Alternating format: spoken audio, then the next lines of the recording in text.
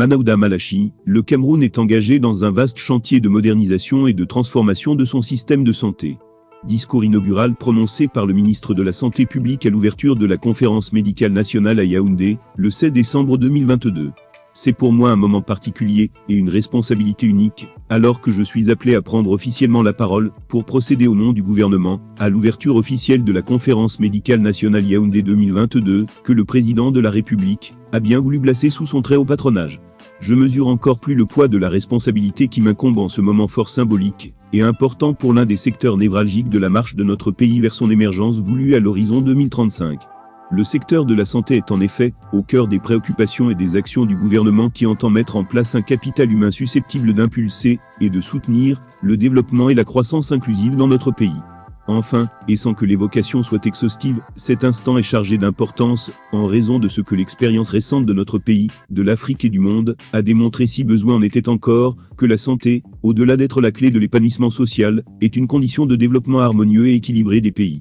Vous comprendrez donc ma vive et fervente gratitude au président de la République, qui nous a fait l'insigne honneur de patronner les présentes assises.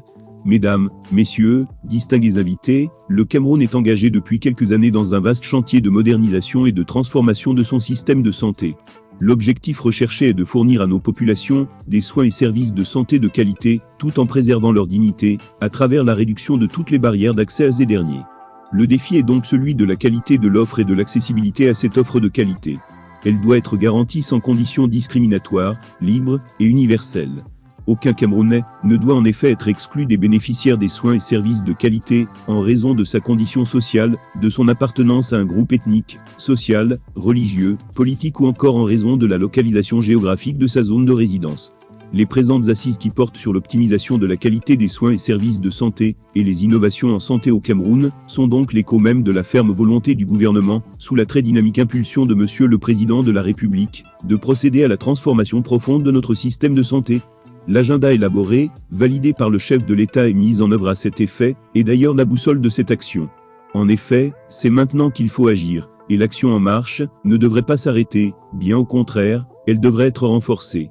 Agir pour un meilleur accueil et des soins de qualité dans nos structures et formations sanitaires, agir pour la rationalisation de la production et de la gestion des ressources humaines, agir pour un meilleur système d'information sanitaire, adapté à nos besoins, nos priorités et nos réalités, agir la disponibilité des produits médicaux et du sang, agir pour un financement innovant de la santé, suivant un alignement des priorités, agir pour un leadership nouveau et une gouvernance hospitalière utile à l'optimisation de notre système de santé, enfin agir pour le positionnement de la santé communautaire au cœur de nos politiques publiques de santé.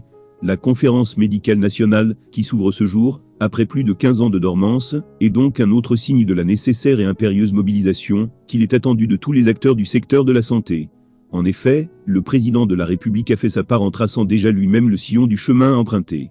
Il disait à ce propos dans son adresse à la nation, le 31 décembre 2017, je cite « Nous allons poursuivre nos efforts afin de faire bénéficier à nos populations des soins de santé de qualité et accessibles à tous. C'est dans cette optique que j'ai donné au gouvernement l'instruction de parachever les réflexions relatives à la mise en place progressive de la couverture santé universelle. Il n'est donc plus besoin de démontrer que l'amélioration de l'accès des populations aux soins de santé et aux médicaments de qualité a toujours occupé une place de choix dans le programme social de son Excellence Paul Biya. Sa posture que je viens d'évoquer plus haut en est un des témoignages parmi tant d'autres. C'est d'ailleurs en application de ces très hautes prescriptions qu'un vaste programme de relèvement du plateau technique des formations sanitaires a été mis en marche, et il présente déjà des fruits intéressants. Pour preuve, les régions du Nord, de l'Adamawa, de l'Ouest, du Sud ont été dotées de formations sanitaires de référence déjà mises en service. Il s'agit notamment de l'hôpital général de Garoua, des centres hospitaliers régionaux de Ngaoundéré, Garoua et Ebolowa. Les autres devraient être mis en service très rapidement. Dans cette même lancée, les hôpitaux généraux de Yaoundé et Douala, qui ont été entièrement rénovés et équipés suivant les standards de modernité en vigueur dans le secteur de la santé. Le centre hospitalier universitaire de Yaoundé suivra très prochainement, avec la livraison des travaux et équipements en cours. Tous ces hôpitaux rénovés, construits et équipés permettent aujourd'hui de limiter les évacuations de l'intérieur du pays vers l'étranger. Dans la même logique, l'opération de modernisation de notre offre de soins et services de santé s'est intéressée aux hôpitaux régionaux et de district, mais aussi aux centres médicaux d'arrondissement et aux centres de santé intégrés. Tout ceci permet de rapprocher l'offre des soins des populations bénéficiaires. Les efforts devront donc se poursuivre en matière d'harmonisation des protocoles, mais aussi de disponibilité quantitative et qualitative des ressources humaines. Mesdames, messieurs, ces efforts du gouvernement tels que présentés n'auront pas l'impact souhaité sans la contribution de tous les acteurs. Qu'ils viennent de l'enseignement, de la recherche, du secteur privé confessionnel et laïque, il est nécessaire de mutualiser les efforts et surtout de rationaliser les interventions. C'est donc l'occasion de saluer ici les heureuses initiatives d'association de toutes les parties prenantes à de telles réflexions.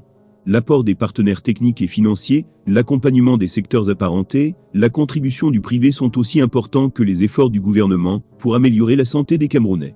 Bien plus, je voudrais saluer l'ouverture à la diaspora médicale et médico-sanitaire camerounaise. Leur expertise est nécessaire, elle rencontre donc à volonté du gouvernement, qui offre des conditions de travail propices à l'exercice en toute quiétude. Chers frères et sœurs de la diaspora, je voudrais déjà vous dire notre gratitude pour votre ouverture et votre volonté de donner à notre pays tout ce qu'il y a de mieux pour lui, en fonction de vos domaines d'expertise respectifs. Pour ce qui est du gouvernement, il saisit avec bonheur la main tendue qui est la vôtre. En retour, il vous offre un plateau technique de qualité et sa ferme volonté de travailler main dans la main.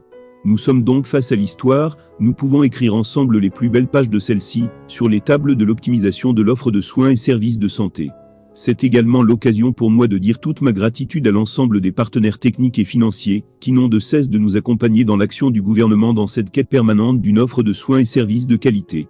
Mesdames, messieurs, je voudrais enfin nourrir la vue d'une rencontre porteuse de fruits concrets pour la poursuite du saut qualitatif, dans l'action du secteur de la santé, mais aussi et surtout de la franchise dans les échanges.